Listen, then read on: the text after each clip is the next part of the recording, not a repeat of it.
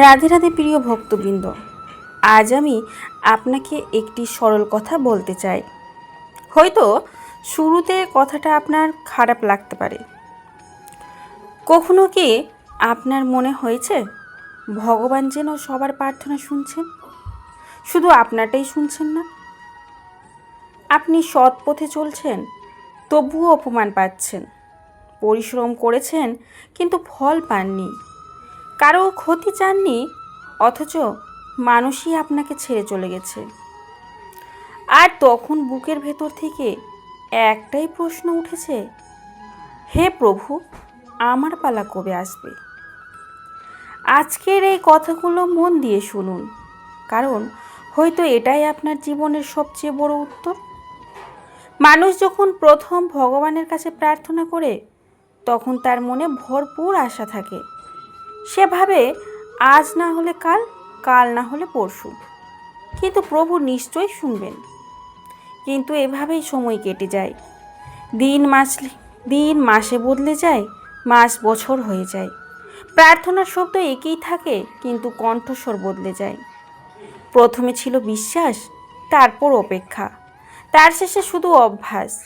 ঠিক এই জায়গাতেই মানুষের বিশ্বাস ভেঙে যেতে শুরু করে। মনে হয় হয়তো ভগবান আমাকে শুনতেই চান না, কিন্তু সত্যিটা সম্পূর্ণ উল্টো।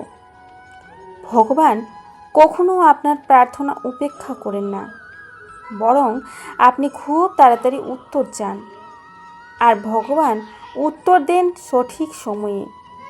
একটি ছোট্ট শিশু যদি তার বাবার কাছে একটি ধারালো ছুরি চায়, আর বাবা যদি সঙ্গে সঙ্গে সেটি দিয়ে দেন, তাহলে কি সেটা ভালোবাসা হবে, নাকি সন্তানের ক্ষতি হবে? শিশুটি হয়তো ভাববে, বাবা আমাকে ভালোবাসেন না, কিন্তু বাবা জানেন এখন ছুরি দেওয়া মানে সন্তানের বিপদ ডেকে আনা। ঠিক তেমনই আমরা ভগবানের কাছে জিনিস চাই, আর ভগবান আমাদের জন্য সময় নির্বাচন করেন। আপনি যা চাইছেন তা হয়তো ভুল নয়, কিন্তু হয়তো সময়টা এখনো আসেনি।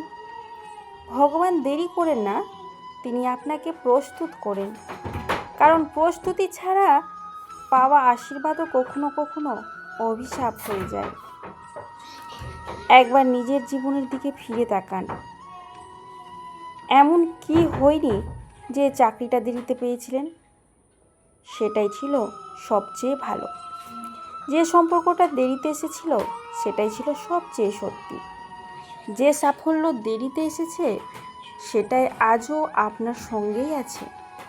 তখন হয়তো বুঝতে পারেননি, কিন্তু আজ বুঝতে পারছেন ভগবানের সময়ও ছিল সঠিক সময়। মনে রাখবেন, ভগবানের সবচেয়ে বড় আশীর্বাদ শুধু কিছু পাওয়া নয়, সঠিক সময়ে পাওয়াই তার সবচেয়ে বড় কৃপা। আরেকটি গভীর সত্য শুনুন, আপনি যে সময় কান্না করে যা চাইছিলেন, যদি ঠিক সেই সময়ই সব পেয়ে যেতেন, তাহলে হয়তো আজ আপনি এই মানুষটি হয়ে কখনোই উঠতে পারতেন না।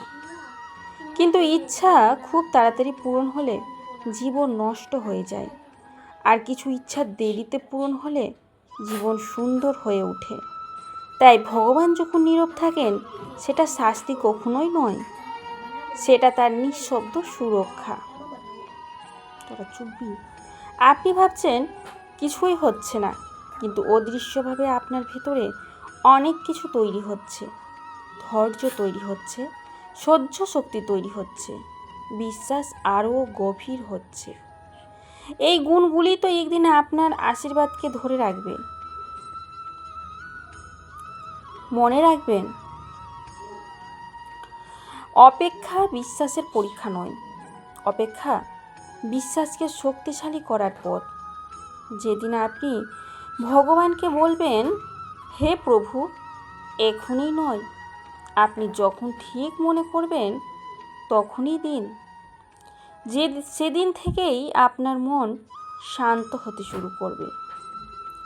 কারণ আসল অলৌকিক ঘটনা শুধু কিছু পাওয়া নয়, আসল অলৌকিক ঘটনা হলো অস্থিরতার শেষ হওয়া।